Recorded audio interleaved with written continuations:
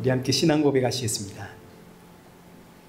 전능하사 천지를 만드신 하나님 아버지를 내가 믿사오며 그 외아들 우리 주 예수 그리스도를 믿사오니 이는 성령으로 잉태하사 동정녀 마리아에게 나시고 본디오 빌라도에게 고난을 받으사 십자가에 못 박혀 죽으시고 장사한 지 사흘 만에 죽은 자 가운데서 다시 살아나시며 하늘에 오르사 전능하신 하나님 우편에 앉아 계시다가 저리로서 산자와 죽은 자를 심판하러 오시리라. 성령을 믿사오며 거룩한 공예와 성도가 서로 교통하는 것과 죄를 사하여 주시는 것과 몸이 다시 사는 것과 영원히 사는 것을 믿사옵나이다. 아멘.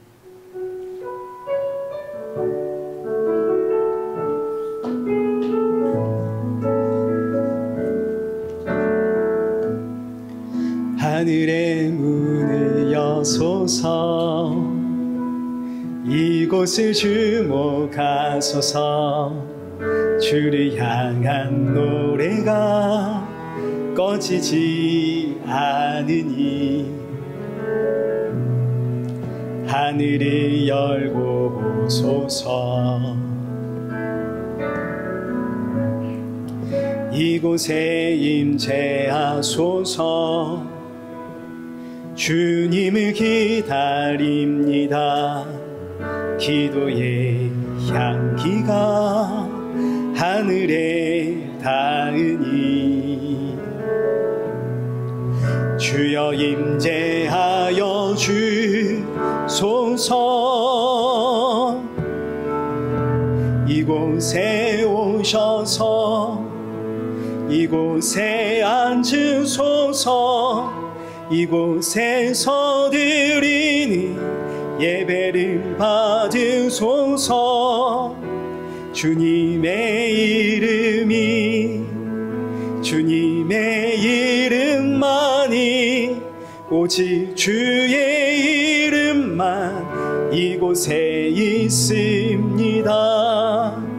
이곳에 오셔서 이곳에 앉으소서 이곳에서 드리는 예배를 받으소서 주님의 이름만이 오직 주의 이름만 이곳에 있습니다. 우리 이 시간 예배 앞에 서 있는 내 모습을 한번 돌아보면서 오늘의 말씀, 오늘의 예배가 내 영혼의 담비와 같은 생명의 예배가 되어지도록 내 마음의 문을 활짝 열어주옵소서. 그리고 함께하는 사랑하는 성도들의 마음에도 새 힘과 위로와 안식의 예배가 되게 하여 주옵소서. 우리 예배를 사모하는 마음으로 함께 기도의 자리로 나가겠습니다. 기도하겠습니다.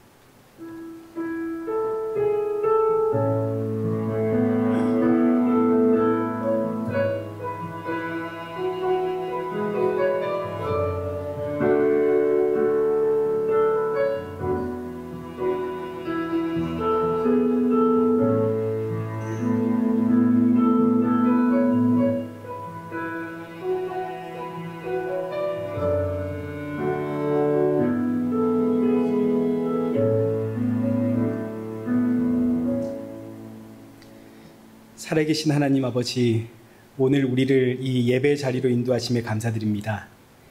한 주간 동안에 그 지치고 상한 심령 이끌고 이 자리에 나와왔사오니 오늘의 예배가 성도들의 마음속에 위로가 되어지고 평안과 안식이 되는 예배가 되어지도록 은혜 부어 주옵소서. 주께서 주시는 생명의 말씀 붙잡고 새롭게 시작하는 이 한 주를 살아가게 하시고 날이 가면 갈수록 예수님의 그 십자가의 은혜와 사랑이 더욱더 충만해지는 우리 성도들 되게 하여 주옵소서. 예수님의 이름으로 기도드리옵나이다. 아멘.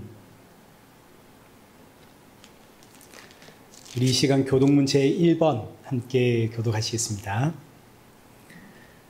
복 있는 사람은 악인들의 꾀를 따르지 아니하며 죄인들의 길에 서지 아니하며 오직 여호와의 율법을 즐거워하여 그는 시냇가에 심은 나무가 철을 따라 열매를 맺으며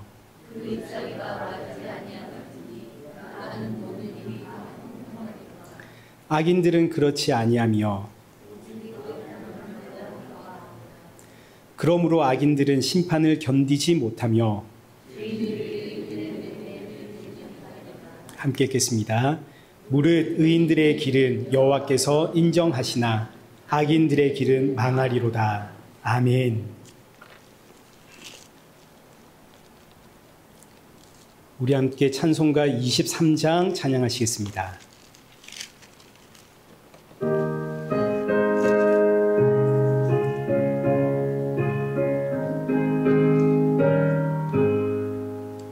만일이 내게 있으면 그 입 다 가지고 내 구주 주시는 종일 늘 찬송하겠네. 내 은혜로신 하나님 날 도와주시고 그 크신 영광 널리 펴 다 알게 하소서. 내 주의 귀한 이름이 날 위로하시고 이 귀에 임막 같은 참 희락되도다. 내 죄의 권세 깨뜨려 그 결박 푸시고 이 주 한 마음일 피로써 곧 정케 하셨네. 아멘. 성경 봉독하겠습니다. 우리 오늘 보실 하나님의 말씀 에베소서 2장 13절에서 14절입니다. 우리 두 절의 말씀 우리 한 목소리로 읽겠습니다. 이제는 전에 멀리 있던 너희가 그리스도 예수 안에서 그리스도의 피로 가까워졌느니라. 그는 우리의 화평이신지라 둘로 하나를 만드사 원수된 것 곧 중간에 막힌 담을 자기 육체로 하시고. 아멘. 교회 소식 알려드리겠습니다. 먼저는 오늘 친교를 우리 정미경 집사님 준비하셨거든요. 감사합니다. 우리 또 다음 주 친교는 장정란 집사님 준비하십니다. 그리고 저기 뒤에 우리 설재영 형제가 왔는데 한번 일어서 보십시다. 네. 기억나시죠? 예지 앉으세요. 네. 군대를 갔다 왔습니다. 안 보이는 사이에 2년간 이제 군 복무 마치고 이제 밴쿠버로 다시 돌아왔습니다. 이제 다시 와서 이제 다시 학교를 들어가거든요. 이제 이 모든 일정들이 잘 진행되도록 우리 격려의 박수, 또 환영의 박수. 아주 그냥 남자가 돼서 왔습니다.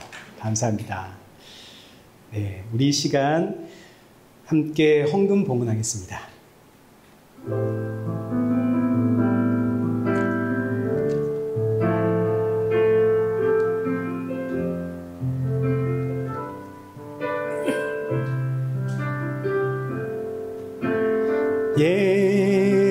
예수 사랑해요.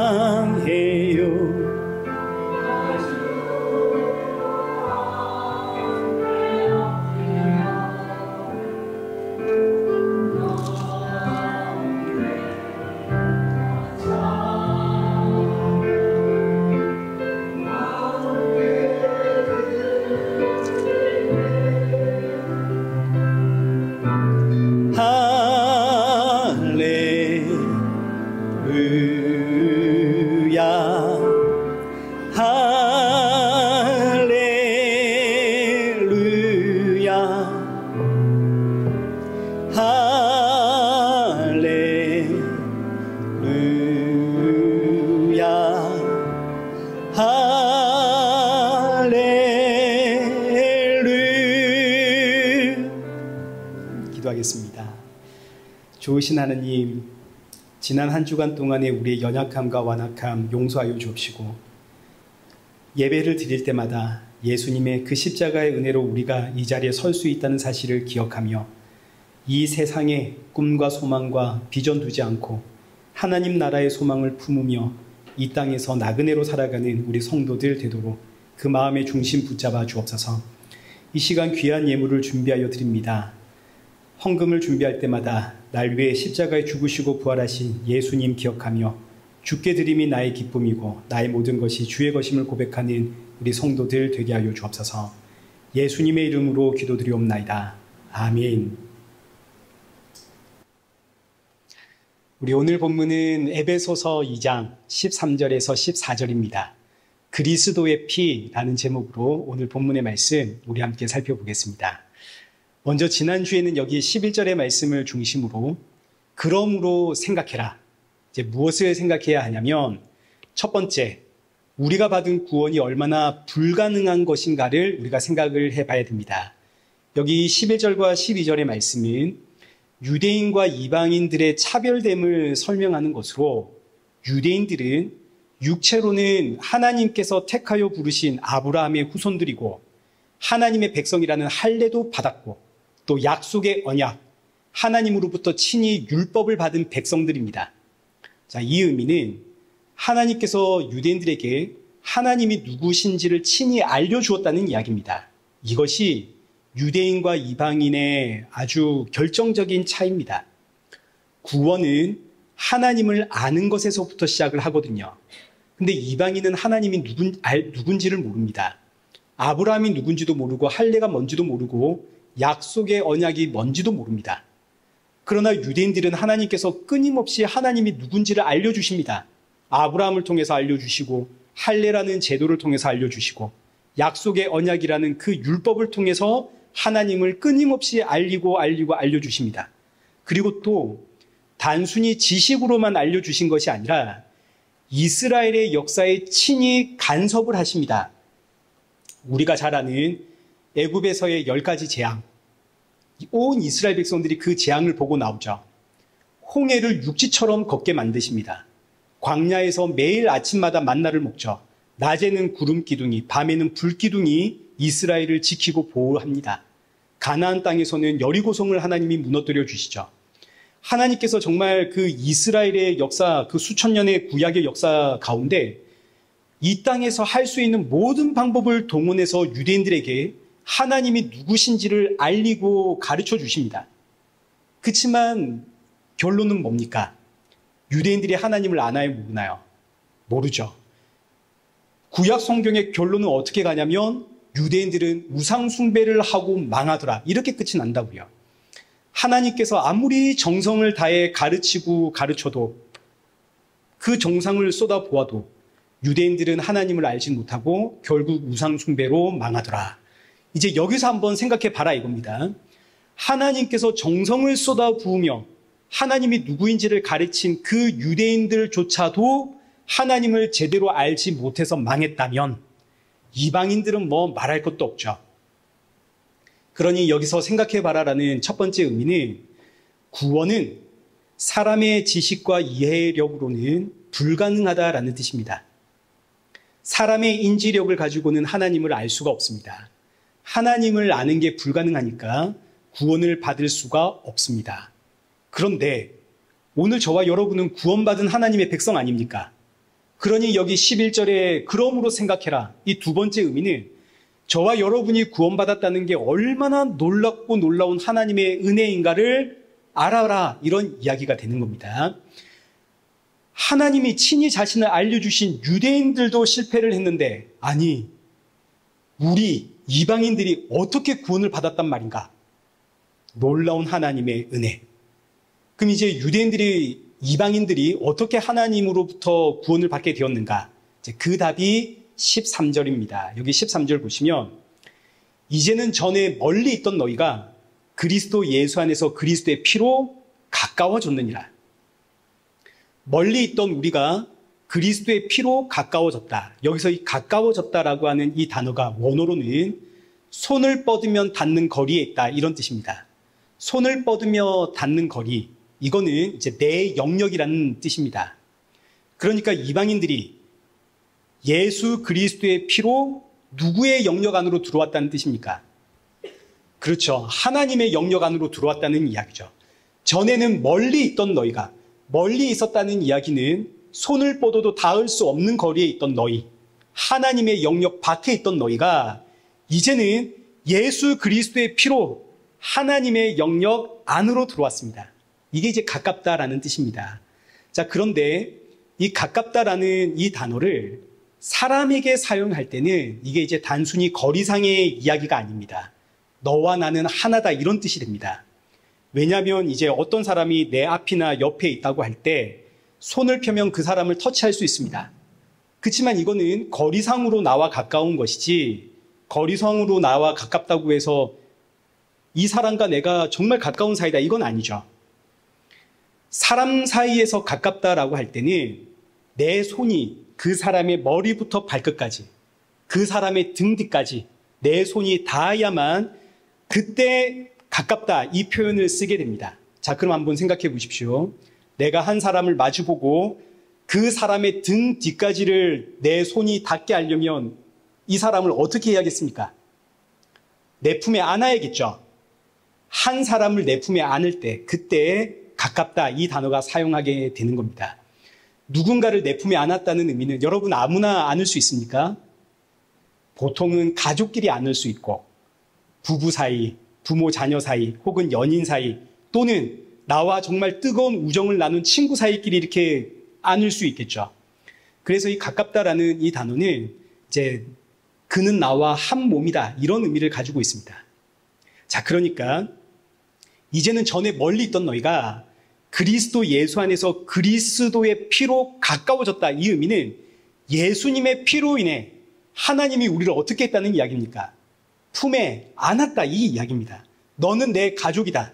너는 나와 하나다. 단순히 우리가 하나님의 영역 안에 들어왔다 이 정도가 아니라 하나님이 그냥 양팔을 벌리고 우리를 그 품에 안았다 이겁니다. 어떻게? 예수 그리스도의 피로. 아니 그러면 대체 예수 그리스도의 피가 뭐길래 그 피가 어떤 역할을 하길래 하나님이 이방인이었던 우리를 그의 품에 안으신단 말인가? 일단 먼저 예수님의 피는 십자가에서부터 흘러내린 피입니다. 십자가는 사실 그 자체로는 아무런 의미가 없습니다. 십자가는 그냥 죽음의 형틀일 뿐입니다. 그러나 그럼에도 불구하고 교회가 십자가를 중요하게 생각하는 이유는 거기서 예수님이 피를 흘렸기 때문입니다. 그러니까 예수님의 피가 없는 십자가는 아무것도 아니죠. 그건 우상입니다. 예수님의 피가 흘렸기에 이 십자가가 의미가 있거든요. 자, 그런데 이 예수님의 피가 흘린 십자가는 어디에 세워집니까? 우리가 잘 알듯이 모르십니까? 골고다 언덕에 세워지죠. 골고다가 해골이라는 뜻입니다. 해골 위에 십자가가 세워져서 거기서부터 예수님의 피가 해골 아래로 쏟아지는 겁니다.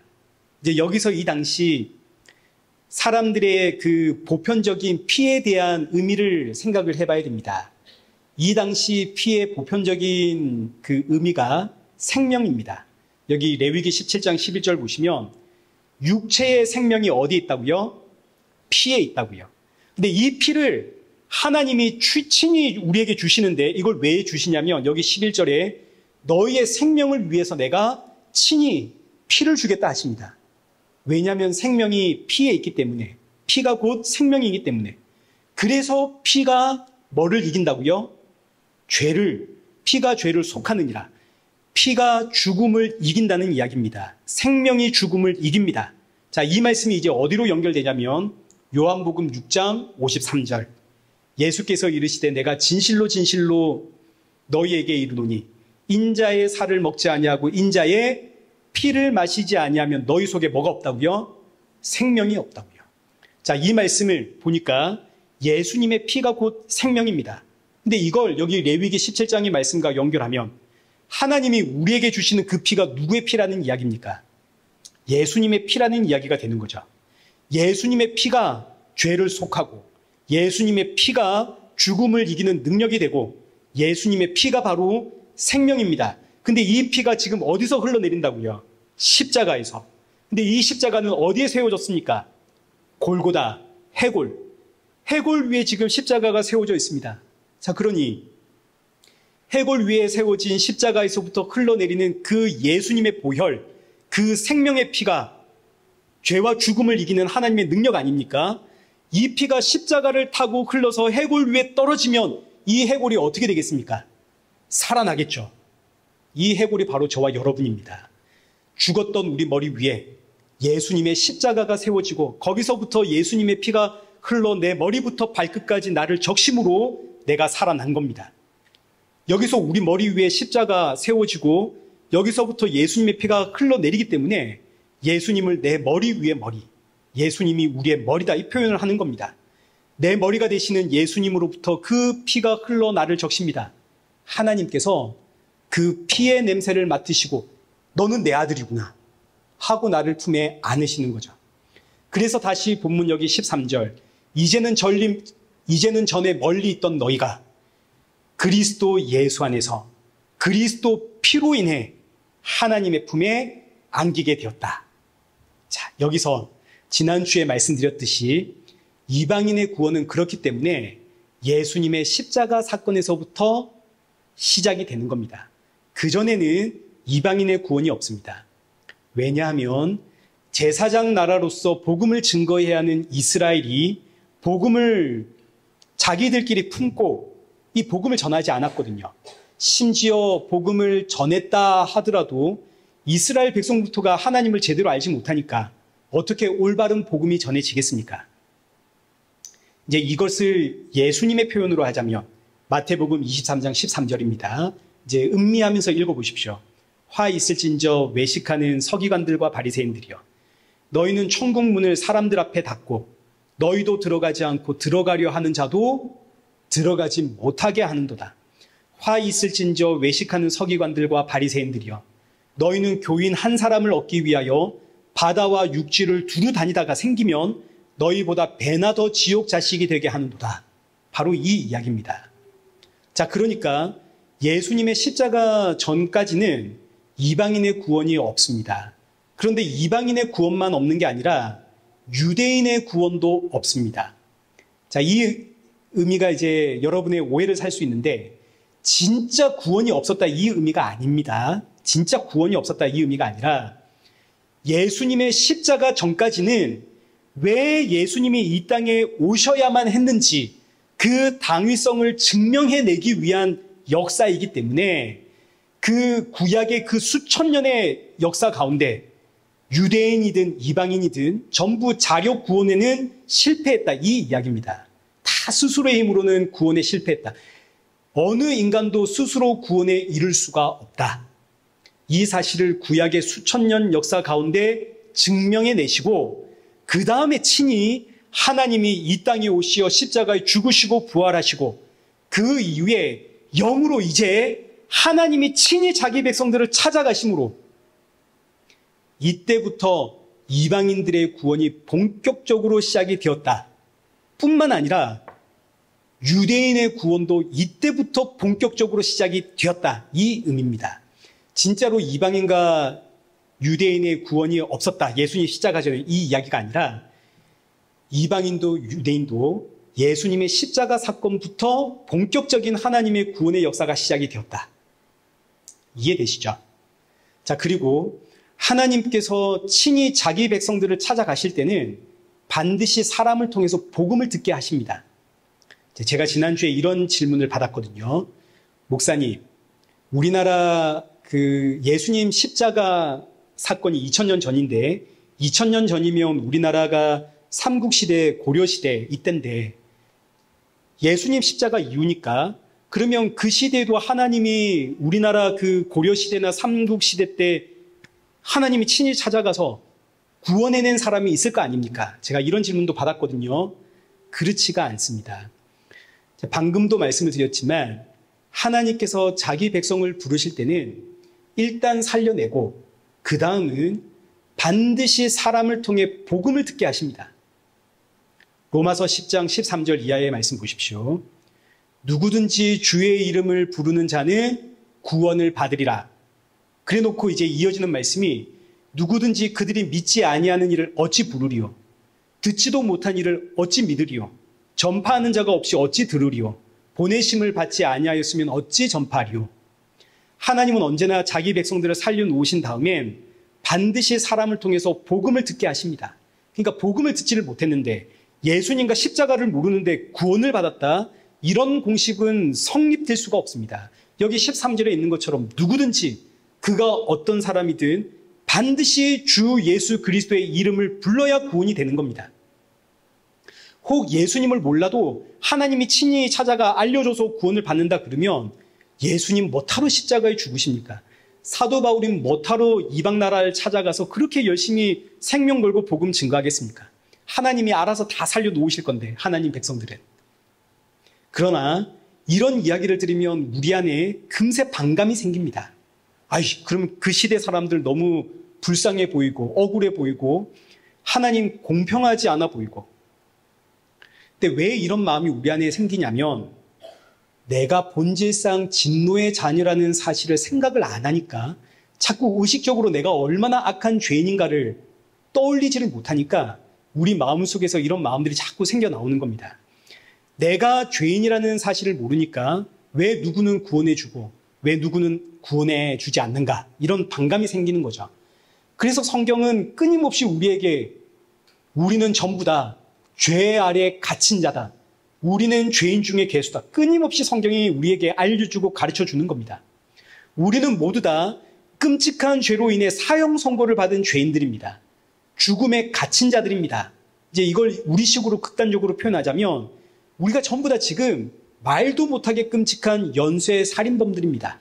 무시무시한 범죄자입니다. 세상에 나오면 절대로 안 될 사람들입니다. 근데 하나님이 거기 있던 나를 불러냈습니다. 그럼 여기에는 감사뿐이죠. 그런데 이런 설명을 하니까 그런 끔찍한 사람을 또 왜 불러냈냐 이럽니다. 거기 그냥 둬야지. 그게 아니라 그 끔찍한 백성이 바로 나라고요. 나를 살리려고 예수님이 내 머리가 되셔 내 머리에서부터 그 피를 흘려내림으로 하나님이 너는 내 자녀다 하고 하나님의 품에 우리를 안으시는 겁니다. 그러니 여기에는 감사뿐입니다. 제가 이제 이렇게 말씀드렸는데 또 이게 이해가 안 된다. 제 영역은 아닙니다. 이게 원래 이해가 안 되는 이야기거든요. 지금 이 에베소서가 쓰여진 시대에도 복음을 증거할 때 최대의 장애물이 뭐였냐면 예수 그리스도의 피입니다. 예수님의 피로 구원을 받는다는 이 말씀이 복음의 최대의 장애물이었습니다. 아니 어떻게 십자가, 저 죽음의 형틀에서 흘러내리는 피가 나를 구원할 수 있는가? 정상적인 사람들 생각으로는 이해할 수가 없는 내용입니다. 심지어 보니까 이 로마 시대 사람들이 보니까 예수 믿는 사람들은 매일마다 모여가지고 예수님의 피를 마신다 그러거든요. 그때는 성찬을 매일 했기 때문에. 그래서 이방인들은 예수 믿는 사람들을 피를 마시는 흡혈귀 이렇게 생각을 했습니다. 저 사람들은 숨어서 피를 마시는 사람들, 도무지 이해할 수 없는 사람들. 그래서 이제 결국 로마 네로 황제에 의해서 대대적인 박해가 시작이 되는 거 아닙니까? 300년 동안. 그러나 하나님의 그 지극히 풍성한 은혜로 인해 믿음이 임한 성도는 예수님의 피로 내가 하나님의 품에 안겼습니다. 여기에 아멘, 이 고백을 하게 되겠죠. 이게 초대교회 모든 성도들의 신앙이었고 그리고 오늘 저와 여러분의 신앙입니다. 그래서 이 복음이라고 하는 것은 이성의 판단이 아니라 믿음으로 받는 겁니다. 믿음으로 받아 보니까 모든 성경이 예수님으로 풀리는 거죠. 믿음으로 받고 보니까 세상에 내가 이 시대에 태어나 예수님을 알게 된 게 얼마나 놀라운 은혜인가, 이거 알게 되는 겁니다. 자, 이제 그리고 나서 이어지는 14절. 그래서 이제 하는 이야기가 그가 우리의 화평이십니다. 이렇게 이제 연결이 되는 겁니다. 그가 우리의 화평이십니다. 화평이라고 하는 이 단어가 이제 헬라어로는 에이엔에, 히브리어로는 우리가 잘 아는 샬롬입니다. 화평, 평강, 평화, 전부 다 똑같은 이제 번역입니다. 샬롬. 성경이 화평을 우리에게 이야기할 때는 이 세상에 화평이 없기 때문에 이야기를 하는 겁니다. 이 세상에 화평이, 평강, 평화, 이 세상에 이 평화가 없는 이유는 사람이 하나님으로부터 끊어졌기 때문이죠. 하나님이 평화의 왕이시거든요. 평강의 왕이신 하나님으로부터 끊어지니 이 세상에 어떻게 평화, 화평이 있겠습니까? 무엇보다 하나님으로부터 이제 내가 끊어지니까 내가 나를 책임져야 됩니다. 근데 보니까 하나님으로부터 끊어져서 이 세상을 보니까 이 세상의 자원은 한정되어 있습니다. 반면에 이 자원을 사용하고자 하는 사람들은 많습니다. 그러다 보니 자연스럽게 이 세상은 경쟁 사회가 됩니다. 모든 게 경쟁입니다. 남들보다 더 많이 가지기 위해서 경쟁하는 사회. 아담과 하와의 선악과 사건 이후로 이 세상은 경쟁이 시작이 되었습니다. 내가 나를 살려야 되니까. 나를 살리기 위해선 남보다 내가 하나를 더 많이 가져야 되는 겁니다. 이걸 예레미야 선지자는 웅덩이를 판다고 표현을 했습니다. 예레미야 2장 13절 보십시오. 내 백성이 두 가지 악을 행했는데 첫 번째는 생수의 근원이 되는, 그 생명의 근원이 되는 나를 버린 것이고, 두 번째는 뭐를 팠다고요? 스스로 웅덩이를 파는 겁니다. 웅덩이를 왜 파나요? 이걸 파야 여기에 뭔가를 저장해 놓고 나를 살릴 수 있거든요. 그러니 웅덩이를 파는데 이것도 남들보다 더 깊이, 더 넓게 파야 되는 겁니다. 그래야 더 많은 걸 저장하고 더 오래 살아남을 거 아닙니까? 선악과 사건 이후로 이 세상은 경쟁 사회가 되어서 웅덩이를 파는 것도 남들보다 더 깊이 파야 되는 세상이 되어버렸습니다. 대학을 가는 것도 경쟁이고, 취업하는 것도 경쟁이고, 승진하는 것도 경쟁이고, 경쟁이라고 하는 건 결국은 남을 짓밟고 내가 앞서야 하는 거거든요. 우리 모두가 손에 손을 잡고 같이 가면 경쟁이 없겠죠. 경쟁이 없으면 평화가 있습니다. 그러나 이건 이 세상에 불가능한 일입니다. 사람의 마음속엔 지독한 경쟁심이 있고, 이 경쟁심 때문에 시기하고 질투하고 미워하고 다투게 됩니다. 이 경쟁심을 우리가 다른 말로 하자면 이기심도 될 것이고 자기 사랑이라고도 할 수 있겠죠.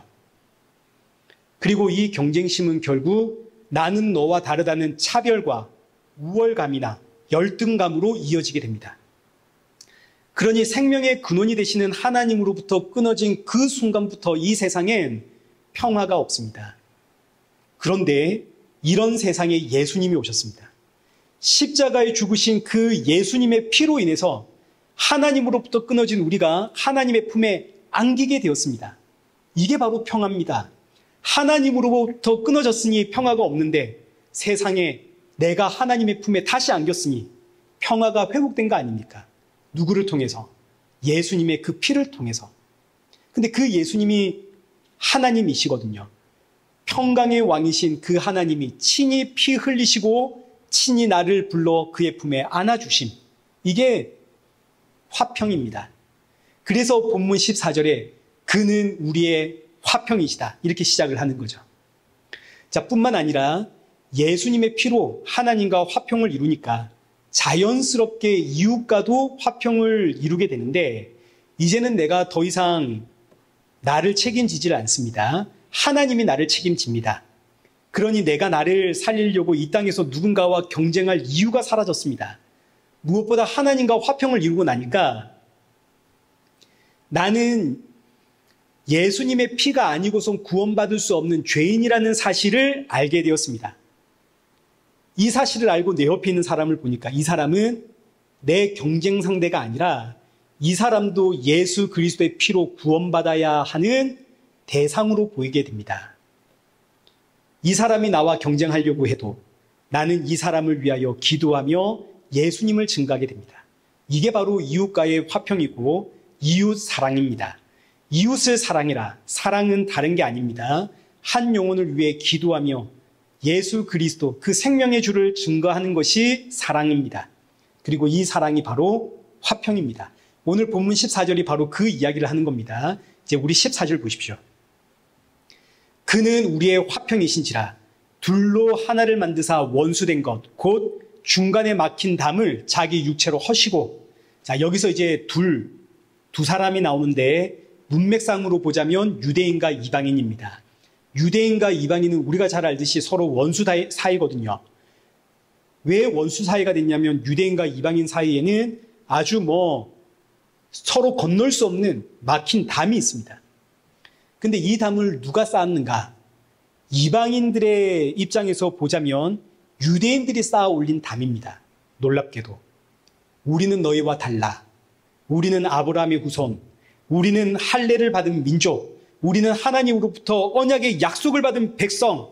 우리는 선민. 이러고 유대인들이 쌓아 올린 담입니다. 기가 막히죠. 물론 이방인들도 유대교로 개종은 할 수가 있습니다. 이 당시 수많은 유대인들이 이제 나라를 잃고 떠돌아다녔기 때문에 다른 민족과 결혼도 하고 했습니다. 그래서 이제 이방인들도 유대교로 개종을 할 수는 있었지만 유대인들은 이걸 철저하게 구분을 했습니다. 개종되었지만 넌 그래도 이방인이다 이거죠. 그래서 이 당시 성전에 가면 성전 입구를 지나가면 넓은 뜰이 나오는데 그 넓은 뜰을 이방인의 뜰이라고 부릅니다. 이방인들은 여기까지만 들어갈 수 있는 겁니다. 이 뜰을 벗어나 그 안으로 들어가면 사형에 처해집니다. 철저하게 유대인과 이방인을 구분해 놓는 거죠. 그리고 이 이방인의 뜰을 지나면 그 다음에 유대인 여자들의 뜰이 나옵니다. 그리고 그 여자들의 뜰을 지나가면 유대인 남자의 뜰이 나옵니다. 그러니까 유대인들은 자기들 사이에서도 담을 쌓죠. 여자와 남자의 담을 쌓아버립니다. 여러분도 아시겠지만 유대인들의 감사 기도 제목이 세 가지가 있거든요. 이제 하나는 이방인으로 태어나지 않게 해서 감사합니다. 두 번째는 종으로 태어나지 않게 해서 감사합니다. 세 번째가 여자로 태어나지 않게 해서 감사합니다. 이 유대인들의 감사 기도 제목입니다. 오죽하면 이런 기도 제목이 있겠습니까? 서로의 담을 이렇게 쌓아놓습니다. 그리고 이제 유대 남자의 뜰을 지나가면 성전이 이제 드디어 성전이 나오는데 성전은 특별한 경우를 제외하고는 제사장들만 들어가게 됩니다. 자, 그러니 유대인들 안에는 일반인과 제사장 사이에도 서로 담이 있는 거죠. 또 성전에 들어가면 성전은 성소와 지성소가 구분이 되는데 성소는 제사장들은 들어갈 수 있어도 지성소는 오직 대제사장만 1년에 딱 한 번 들어갈 수 있는 장소입니다. 왜냐하면 이 지성소는 하나님이 거하시는 전이거든요. 대제사장도 함부로 못 들어갑니다. 1년에 딱 한 번 들어갑니다. 자, 그러니 유대인들은 이방인들과 담을 쌓았을 뿐만 아니라 자기들 안에서도 남녀의 차이, 신분의 차이, 담을 쌓아 올렸습니다. 근데 이게 유대인만의 이야기는 아니죠. 이방인들도 담을 쌓아갔습니다. 그리고 우리나라도 과거에 신분의 담 다 쌓아가고 있었죠. 그럼 사람들은 왜 이렇게 담을 쌓을까요? 사람들이 담을 쌓는 것은 다른 이유가 아닙니다. 하나님과 사람 사이에 담이 있기 때문에 사람과 사람 사이에 자연스럽게 담이 생기는 겁니다. 이 땅에 있는 모든 문제의 근원은 사람이 하나님으로부터 끊어졌기 때문에 생겨난 부수적인 것들입니다. 자, 그러니 여기 다시 본문 14절 보십시오. 그는 우리의 화평이신지라 둘로 하나를 만드사 원수된 것 곧 중간에 막힌 담을 자기 육체로 허시고 문맥상으로 보자면 여기서 둘은 유대인과 이방인이지만 그러나 사실 여기서 둘은 하나님과 사람입니다. 선악과 사건 인해서 하나님과 사람 사이에는 돌이킬 수 없는 막힌 담이 생겼거든요. 하나님과 사람은 이제 원수 사이가 되었습니다. 사람은 그 무슨 일을 해도 하나님께로 나아갈 수가 없습니다. 이제 이걸 표현한 것이 앞서 잠시 언급했던 성전의 이야기입니다. 성전은 성소와 지성소가 있거든요. 성소는 제사장들과 허락된 사람들은 들어갈 수 있습니다. 그러나 지성소는 하나님이 거하시는 하나님의 전입니다. 아무나 못 들어갑니다. 오직 1년에 딱 한 번 대제사장만 들어갑니다. 그것도 그냥은 못 들어갑니다. 대제사장이 대접에다가 어린 양의 피를 받아가지고 그 어린 양의 피와 함께 해야만 이 지성소 안으로 들어갈 수 있습니다. 그러니까 하나님은 이미 구약시대에 어린 양의 피가 아니면 하나님 앞에 설 수 없다는 걸 다 알려주었습니다. 무엇보다 성소와 지성소 사이에는 알듯이 휘장이라고 하는 거대한 담이 있습니다. 이 휘장은 청색, 자색, 홍색 실로 꼬아가지고 만든 걸로 높이가 18m, 넓이는 9m, 두께는 10cm. 이 휘장은 사실상 거대한 성벽입니다. 웬만한 돌보다 단단해서 도끼로 수십 번 찍어야만 겨우 뚫을 수 있다 그럽니다. 성소와 지성소를 가로막고 있는 이 거대한 휘장, 이게 하나님과 사람 사이를 가로막고 있는 막힌 담을 표현하는 겁니다. 근데 이 막힌 담이 어떻게 허물어졌는가? 여기 보니까 예수님께서 자기 육체로 허물했다 그러죠. 여러분, 이게 비유적인 표현이 아니라 실제로 일어난 사건입니다. 예수님 십자가에 죽으시던 그 순간, 여기 마태복음 27장 50절, 예수께서 다시 크게 소리 지르시고 영혼이 떠나가시니라. 그 순간에 51절, 이에 성소 휘장이 위로부터 아래까지 찢어져 둘이 되고, 이거 사람의 힘으로 찢을 수 없는 거거든요. 18m, 두께가 10cm, 어마무시한 성막이 어떻게 둘로 찢어지겠습니까? 예수님 십자가에 죽으시는 그 순간, 하나님과 우리 사이를 가로막고 있던 그 거대한 휘장, 그 막힌 담이 찢어졌습니다. 그리고 하나님과 나 사이에 길이 열렸습니다. 이제는 누구든지, 그가 어떤 사람이든, 그리고 언제든지 예수님의 피를 의지하여 하나님께 나아갈 수가 있는 겁니다. 본문이 바로 14절이 이 이야기를 하는 겁니다. 본문 14절, 하나님과 나 사이에 막힌 담, 예수님이 그 육체로 허무시고, 13절, 이제는 누구든지 예수의 피를 의지하여 하나님께 나아가고, 하나님께서는 그 피를 보며 우리를 그 품에 안으시고, 그래서 그는 우리의 화평이신지라. 이렇게 하나님께로 가까이 나아가게 된 성도는 하나님과의 화평을 이루었기 때문에 이웃과도 화평을 이루게 되는데, 이제 이것이 우리가 다음 주부터 살펴볼 내용입니다. 이웃과의 화평. 자, 간략히 정리를 하자면, 이웃과의 화평은 첫째가 불신자와의 화평이 있고, 둘째는 성도 간의 화평이 있습니다. 불신자의 화평이란 앞서 보았듯이 저들은 더 이상 나와 경쟁 상대가 아닙니다. 예수님을 증거해야 되는, 복음을 전해야 하는 대상입니다. 그러니 저들을 위해 기도하며 평강의 왕이신 예수님 전하는 것이 불신자와의 화평입니다. 그런데 이제 불신자에게 예수님을 증거하게 되면 사실은 화평이 생기는 게 아니라 불화가 생기는 게 맞습니다. 세상 사람들이 예수님 이야기를 듣기 싫어하거든요. 그러나 그럼에도 불구하고 예수님 증거하기 위해서 기꺼이 내가 져주고, 경쟁을 포기하고, 나를 낮추고, 내 자존심 버리고, 그리고 낮아지는 모습으로 그들을 섬김으로 화평이신 예수 그리스도를 전하는 겁니다. 이게 불신자와의 화평입니다. 그래서 이런 의미로 우리를 예수님 전하기 위해서 예수님을 닮아가는 예수님의 도구, 예수님의 편지, 예수님의 향기라 부르는 겁니다. 그리고 이제 둘째, 성도와의 화평이란, 모든 성도는 이제 예수 그리스도 안에서 한 몸입니다. 서로 연합하여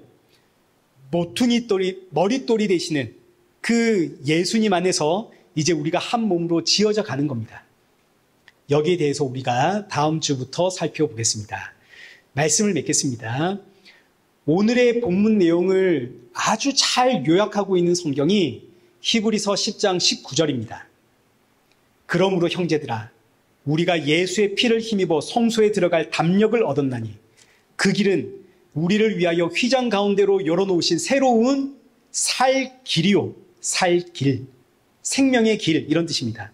휘장은 곧 그의 육체니라. 그러므로 22절, 참 마음과 온전한 마음으로 누구에게 나가자? 하나님께 나가자. 다 끝났는데 반응을 하십시오. 누구에게 나가자? 성도는 새로운 길을 걷는 사람들입니다. 하나님을 향하는 그 새로운 길. 이 길은 예수님께서 십자가에서 죽으심으로 열어놓은 생명의 길입니다. 하나님께서 우리를 부르신 이유는 이제 이 길로 가라입니다. 자, 그런데 지금 나는 혹시 나 예수님 믿어, 나 교회 다녀, 이러고 제자리에 가만히 서 있는 건 아닌지 나를 한번 돌아봐야 됩니다. 하나님께서 우리 삶에다가 여기 철조망을 이제 하나 쳐놨습니다. 철조망 건너편은 과거에 내가 살았던 죽음의 자리입니다. 너 이제 저 죽음의 자리로 돌아갈 수 없다. 너는 새 사람이다. 너는 이제 내 백성이다. 이러시니까 그 철조망 앞에 딱 서가지고 나는 이제 여기로 안 넘어가. 이러고 그 철조망만 하염없이 쳐다보고 있으면 되겠습니까? 안 되겠습니까? 근데 혹 내가 그러고 있는 건 아닌지 우리 한번 돌아봐야 되는 겁니다. 우리는 돌아서서 이제 예수님께서 활짝 열어놓은 그 살 길, 그 생명의 길로 나아가야 되는 겁니다. 그 길에서 성도들과 함께 이리저리 부딪히면서 예수님의 몸으로 지어져 가야 되는 것이고, 동시에 믿지 않는 이웃들에게 예수님 증거하기 위해서 나를 내려놓고 내 욕심, 내 욕망 다 내려놓고 예수님 바라보는 그 훈련과 싸움을 해야 되는 겁니다. 힘든 길입니다. 그래서 예수님도 나를 따르는 길은 자기를 부인하고 자기 십자가를 지고 가는 좁은 길이라고 우리에게 미리 알려주었습니다. 어렵고 힘든 길입니다. 쉬운 길이 아닙니다. 그러나 나보고 혼자 걸어라고 하지 않습니다. 함께 걷는 믿음의 동력자가 있죠. 내 옆에 있는 우리 믿음의 동력자들. 그리고 생명의 주가 되시는 예수님이 함께 가십니다. 그래서 이 길이 화평의 길이고 생명의 길입니다. 사랑하는 성도 여러분, 우리 자꾸 멈춰서가지고 나 예수님 믿어. 여기 멈춰서서 이러고 있지 마시고 이제 우리는 예수님이 열어놓은 생명의 길, 여기로 가야 됩니다. 한 대 얻어맞고 엉엉 울면서 가지 마시고 예수님께서 십자가로 열어놓은 그 생명의 길, 기쁨으로 예수님의 보혈 의지하면서 하나님의 품에 안기는 복된 저와 여러분 되시기를 축원합니다. 살아계신 하나님 아버지, 그때 우리는 영죽을 인생이고 진노의 자녀였습니다. 그러나 이제는 예수님의 피로 하나님의 자녀 되었습니다. 이 놀라운 복음을 수시로 묵상하며 내가 어떤 상황과 환경에 처해서 아무리 지치고 힘들어도 이 사실을 묵상할 때마다 감사와 찬양이 터져 나오고 더욱더 예수님의 향기를 뿜어내는 성도가 되어지도록 성령의 충만함 부어 주옵소서. 때때로 내 안에 터져 나오는 감정과 세상의 유혹 앞에 무너질 때가 있습니다. 그러나 그럴 때마다 천국 소망을 품고 예수님 만날 그날을 사모하며 다시 일어나 십자가 앞에 서는 성도가 되어지도록 우리의 마음과 중심 붙잡아 주옵소서. 새롭게 시작하는 이 한 주도 나를 붙잡고 나를 연단하며 아름다운 하나님의 작품으로 만들어 가시는 그 하나님의 이끄심 앞에 우리의 입술에서 더 많은 감사와 찬양이 울려 퍼지게 하여 주옵소서. 예수님의 이름으로 기도드리옵나이다. 아멘. 이제는 우리 주 예수 그리스도의 은혜와 성부 하나님의 크신 사랑과 성령 하나님의 위로교통 충만하심이 맡기신 사명에 충성하며 주신 은혜에 더 많은 감사와 찬양과 영광을 돌리며 주님 만날 그날 사모하며 살아가는 우리 일회교회와 성도들과 온 세계 교회 머리 위에 이제로부터 영원토록 함께 있을지어다. 아멘.